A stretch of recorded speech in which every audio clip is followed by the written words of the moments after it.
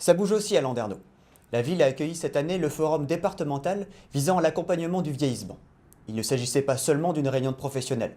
Les associations d'usagers, de bénévoles et plus généralement, tous les acteurs concernés par la problématique du vieillissement et de la perte d'autonomie y étaient présents également. Le but recherché est d'apporter un maximum d'informations aux seniors, à leurs conjoints et aussi aux familles. Alors cette journée a été créée à l'initiative de France Alzheimer, de la Fondation Centre Édouard-Marin de Roscoff et de la ville de Landerneau.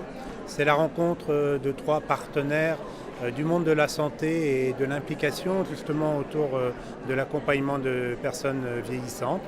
Venu nous voir pour organiser ce salon, on a dit oui tout de suite, et avec les partenaires que sont France Alzheimer, que sont TIAD et d'autres, ou l'Institut Père-Haridi.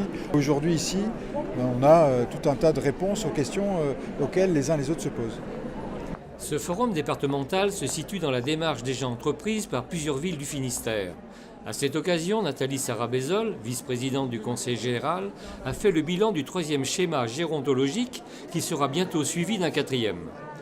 Le Conseil général est actuellement en grande période de réflexion avec ses partenaires sur la question de l'accompagnement des personnes âgées. Donc ça se place aussi, et c'est un hasard de calendrier, mais ça tombe plutôt bien dans le cadre de la réflexion globale nationale et du projet de loi.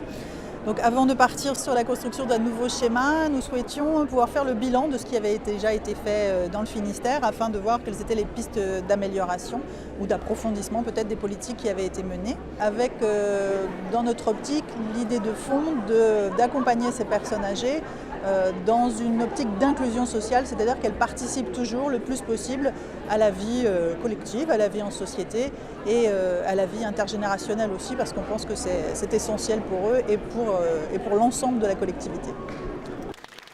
Pierre-Yves Malot, psychologue, est intervenu pour souligner l'importance des relations petits-enfants-grands-parents. Aujourd'hui, c'est assez extraordinaire. Avant, c'était le grand-père ou la grand-mère qui apprenait tout un ensemble de choses aux jeunes générations.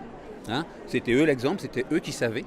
Aujourd'hui, on se rend compte que ça va beaucoup plus dans les deux sens, c'est-à-dire que les petits-enfants ont aussi un savoir que souvent les grands-parents n'ont pas, avec les tablettes tactiles, avec les ordinateurs, avec tout ce genre de choses, et qu'ils ont accès là aussi au savoir par le média d'Internet, etc. Et qu'ils peuvent donc aussi en apprendre aux grands-parents. C'est tout à fait vrai. Et cet échange entre générations ne peut que renforcer les relations entre les jeunes et leurs grands-parents.